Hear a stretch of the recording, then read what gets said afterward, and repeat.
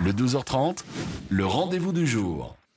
Avec une inflation à près de 8% pour le mois de juin, les Belges et les Bruxellois se serrent la ceinture. Ils font attention à leurs dépenses. Alors cela passe aussi par les stages pour les enfants durant l'été.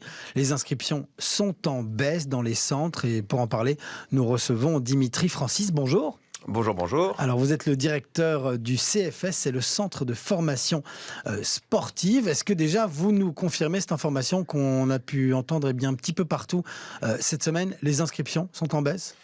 Oui, au CFS, donc on a une petite baisse de 9% par rapport à l'année passée.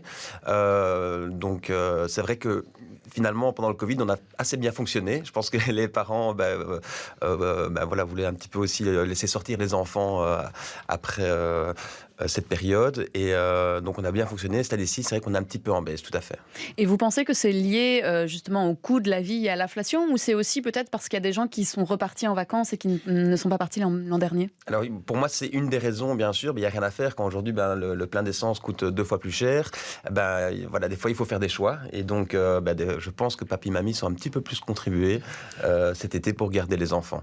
Est-ce que vous avez déjà fait la balance, et fait un impact de vos prix pour les stages de cet été ou pas encore? Alors, je vous avoue que moi, je fais partie du MES, donc qui est le mouvement de l'extrascolaire et des stages, qui regroupe 70 ASBL en fédération Wallonie-Bruxelles. Et c'est vrai qu'il y a certaines ASBL qui ont dû augmenter leur prix.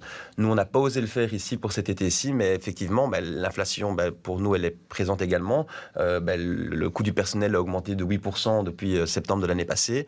Le matériel coûte plus cher, etc. Donc voilà, je pense que malheureusement, à l'avenir, on devra peut-être également augmenter nos prix à partir de 2023. Et ça veut dire qu'on peut aussi peut-être trouver des petits trucs et astuces de votre part pour réduire un peu ces coûts. On pourrait imaginer que les parents doivent apporter, la collation par exemple, ou qu'il y ait des services en moins pour que le prix reste identique. Et nous avons les stages, ça varie. Un stage de multisport par exemple va être à 85 €. Donc voilà, nous on propose quand même au sein du CFS 60 stages différents ici à Bruxelles. Et donc il y a toujours moyen de trouver, je pense, des stages un peu moins chers qu'un stage d'équitation par exemple, ou un stage où il y a des excursions, ils vont aller à la mer, vont faire du kayak, qui sont des stages qui sont des fois entre 160 et 185 €. Et donc ça veut dire qu'aujourd'hui la demande elle est plus forte sur des stages moins chers, ça vous le voyez? Non, c'est vraiment de manière globale. C'est partout où on a une petite baisse à ce niveau-là, au niveau des stages. Je pense qu'une des raisons également, c'est aussi les mouvements de jeunesse qui ont eu beaucoup de contraintes les étés passés et qui ici, je pense, et c'est bien heureux pour eux, puissent vraiment reprendre de manière intensive. Pleine, oui. Alors on l'a vu durant ces 2 années de crise qui a été suivie par une autre crise avec des impacts économiques dans beaucoup de secteurs. Il a fallu se réinventer. Ça a été le cas aussi pour les stages avec beaucoup de fermetures et d'annulations durant le Covid. Est-ce que votre secteur, il a su prendre aussi des initiatives pour préparer le futur et l'avenir qui s'annonce compliqué pour cet été-ci, mais peut-être aussi pour le prochain? Mais nous, très clairement, je pense on s'en est bien sorti. On a eu quand même l'aide des communes. Donc, on travaille beaucoup ici avec la commune de Jette également, qui nous a mis, pendant les périodes de crise, plus de salles à disposition. Parce que je ne sais pas si vous vous rappelez, l'été passé, on travaillait avec des silos. Donc, c'est-à-dire que les enfants ne pouvaient pas... chaque fois, avec des bulles, les enfants ne pouvaient pas se toucher s'ils étaient dans 2 groupes différents, etc. C'était assez contraignant. Mais non, on a appris de tout ça, en fait, nous également. Et donc, on s'est également amélioré au niveau de l'organisation, justement, en développant des accueils séparés, etc., en offrant plus de qualité, je pense, au niveau de nos stages.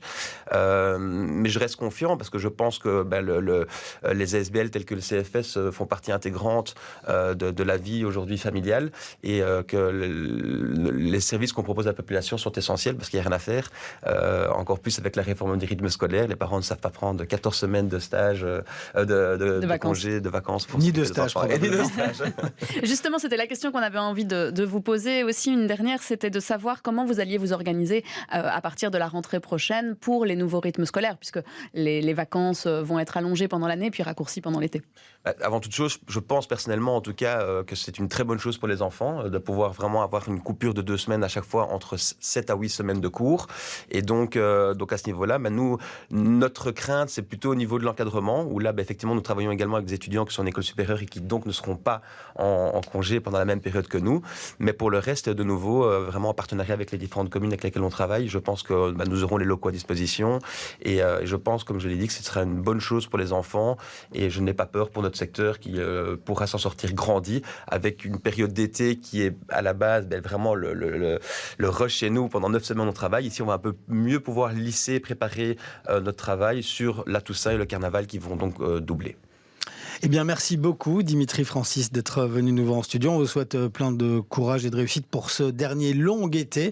Il sera un petit peu plus court l'année prochaine. L'occasion aussi de donner la date du prochain CEB qui est tombé. Ce sera le 30 juin l'année prochaine, vu que le mois de juin sera un petit peu rallongé. Voilà, merci beaucoup. Merci à vous pour votre accueil.